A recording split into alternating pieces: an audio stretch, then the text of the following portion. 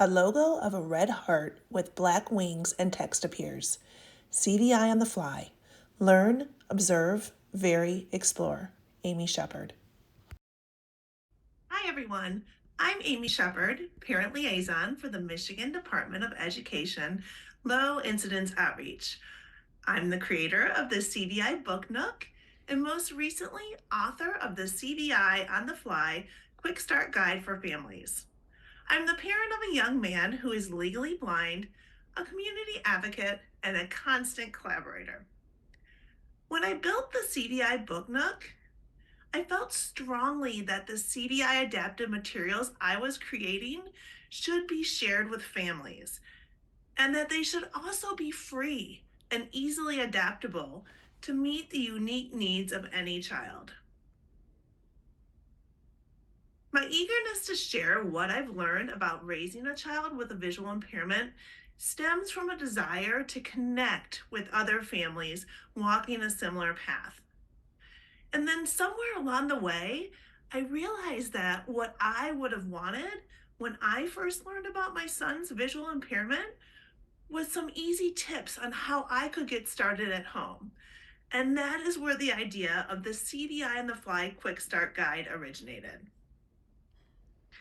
Raising a child who has a visual impairment has been a lifelong journey, and I am happy to share the tips and the tricks that I've learned along the way.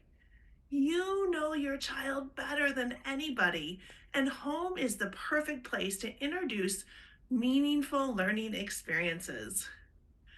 Most of your daily interactions, such as playing, talking, touching, your morning routines, how you interact at meal times, are all learning opportunities for your child. And they are all things that you already know how to do. With a little bit of thoughtful planning, you can support your child's visual needs in each of these everyday tasks. And it all begins with love. The ability to love your child unconditionally is your superpower. You are fully equipped with everything you need to guide and shower your child with love. My hope is that the CVI on the Fly Quick Start Guide will give you some insight on how you can learn about CVI, ways you can observe how your child is using their vision, tips on how you can vary their learning environments, and ideas on how you can encourage exploration to positively impact your child as they grow and develop. So let's get started. My first tip is to learn all you can about cortical visual impairment. Cortical or cerebral visual impairment, usually referred to as CVI, is a type of visual impairment that occurs when there is a disruption in the visual pathways between the eyes and the brain's visual processing centers. As a result of this disconnect, children with CVI may face difficulties recognizing and interpreting objects, images, and faces. They may also struggle with spatial orientation and moving safely in their environment. The good news is we live in a time when the research, knowledge, and dissemination of information about CVI is booming. Websites such as the Perkins CVI Now and CVI Scotland are great places to start your information quest. And don't forget to talk to your child's teacher for the visually impaired. They have a wealth of knowledge to share with you, and they can suggest specific accommodations and interventions to enhance learning opportunities at home. My second tip is to observe your child in a variety of familiar and unfamiliar environments. Parents and caregivers have valuable insider knowledge about their child and how they perform at home and in the community. They know their child's likes and dislikes, and they may have concerns about visual behaviors that they've noticed.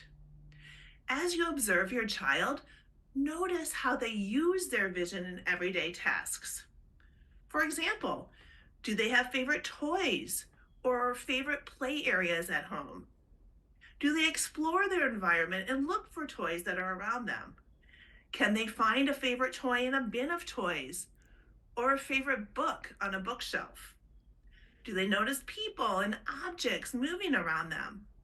Do they recognize you when you're close to them? How about when you're across the room? Using your skills of observation can give you lots of clues about how your child is using their vision. My third tip is to vary and adapt your child's learning environments to meet their visual needs. Every child with CVI is different, but we know that busy and loud environments and cluttered spaces can make it very challenging for our kids with CVI to use their vision. Think about disorderly tabletops and countertops, patterned rugs, overcrowded toy and bookshelves, busy and loud grocery stores and shopping malls. All can be overwhelming and fatiguing for a child with CVI. So, what can you do? First, try to reduce the clutter around your house and keep things as organized as possible in your child's bedroom, their play areas, and spaces where your family has meals. And don't forget to encourage your child to help you with these chores. It's never too early to get them involved with helping around the house. Another thing you can try to do at home is reduce competing sensory inputs, especially when you're reading together or interacting during playtime.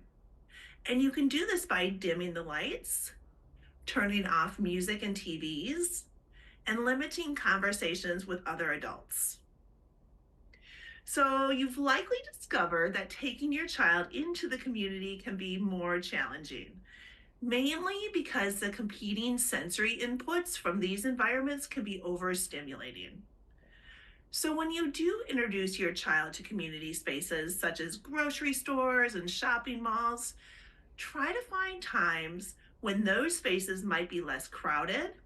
And also, I know it's hard to do, but try to go when you and your child are not tired or in a hurry.